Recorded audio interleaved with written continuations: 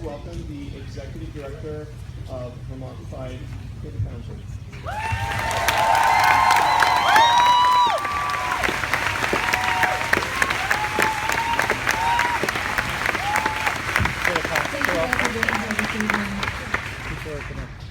I see a lot of these things. Should we be doing something with this? Girl. Senator knows what to do. So thank you all for being here this evening.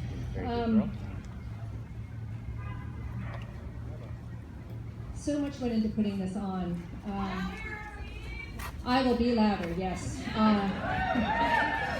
So I want to thank a few folks before we begin. I want to thank Reverend Mara McDowell and her team at the First Unitarian Church of Burlington for letting us meet there.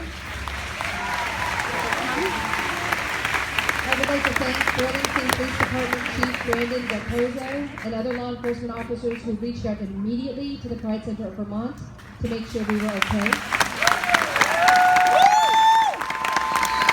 I'd like to thank Mayor Weinberger and his staff for helping us with all the logistics and also making sure we were okay. To Ron Redmond and the Church Marketplace for making our procession down Church Street feel so welcoming with the pride flags. Thank you to our amazing interpreters. And thank you to the faith leaders who reached out. We're going to have them come up in a moment. So this morning when I left the house, I looked at my partner and I said, "Love you, honey, and be safe." And I thought, be safe? I've never said that to her before.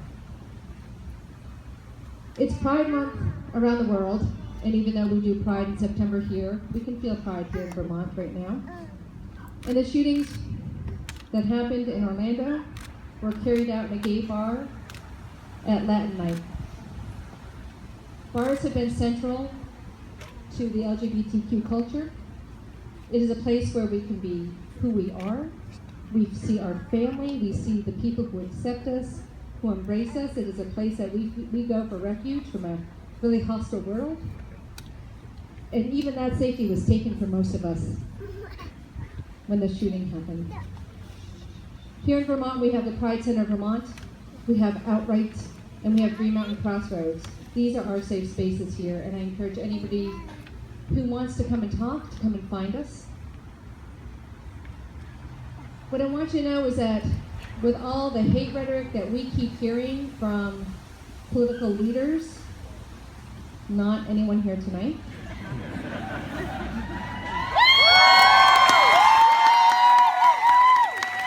but what we've been hearing, we're pretty sure in the LGBTQ anti-violence movement that this is making violence against our communities spike. So tonight we want to stand in solidarity with one another. We want to stand against the hate speech and the narrow-mindedness that led to this shooting in the first place. We must meet violence with compassion. We must stand together as a community, locally, nationally, and across the world.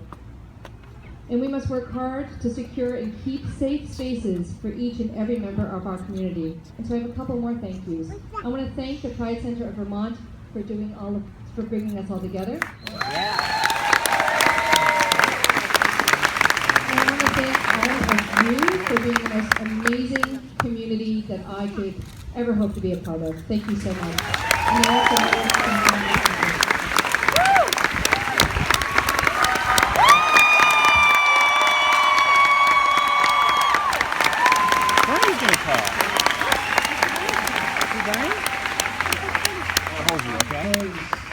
It says a whole lot about our great city to see so many people out here this evening.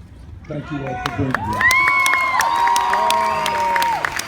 And let me thank Kim and Vermont Pride for organizing this important event. Jane and I are very proud to be here with you tonight.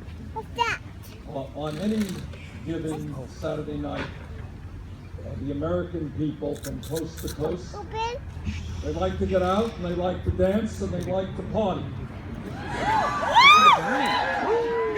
And that is what people were doing in Orlando, Florida on Saturday night. But then Then they were shot, and they were killed with a military-style assault weapon. Over 50 more were wounded, 49 were killed in the worst mass shooting in the history of our country.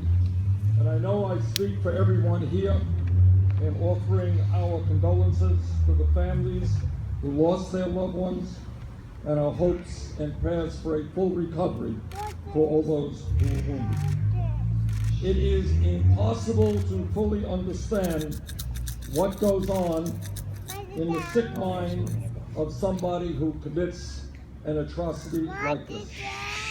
Was he motivated by the ideology of some fanatic Islamic organization which believes that it is heroic to shoot down, to mow down dozens of innocent men and women? Was he motivated by homophobia and hatred of the gay community? Was he motivated by some kind of dislike to the United States, the country in which he was born and raised? Was he suicidal and wanted to end his life by taking many with him?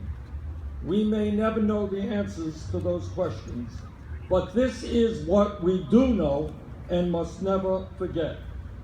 We know that one hateful person committed this terrible crime, not an entire people or an entire religion.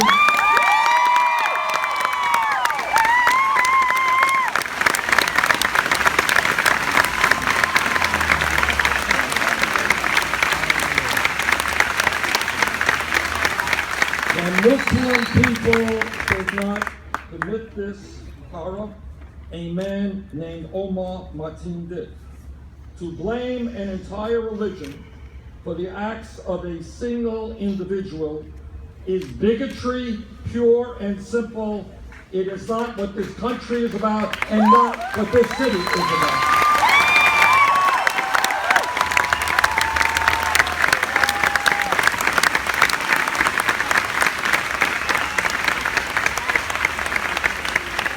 In the midst of this terrible tragedy, if there is any silver lining to it, it is for us to bring people together to prevent violence of all kinds, to prevent hatred, and to create the kind of nation based on love that we all know we can become.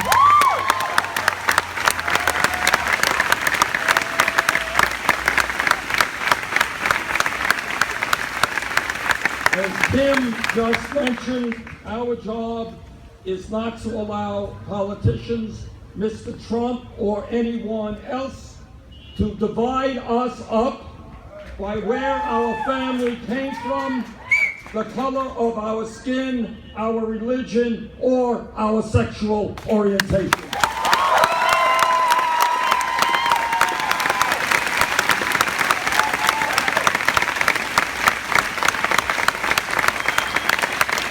Our job is to take pride in our diversity, to bring our people together and not let hatred divide us up.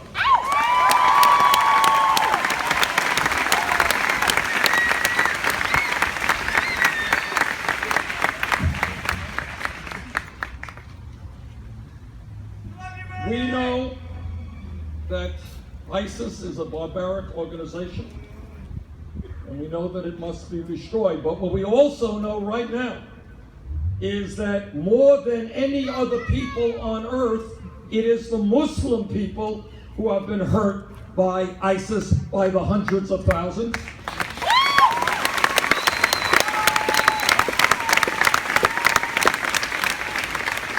And we also know, by the way, that it is Muslim troops on the ground today who are leading the fight to destroy ISIS and pushing them back and defeating them in Iraq and Syria. Muslim troops.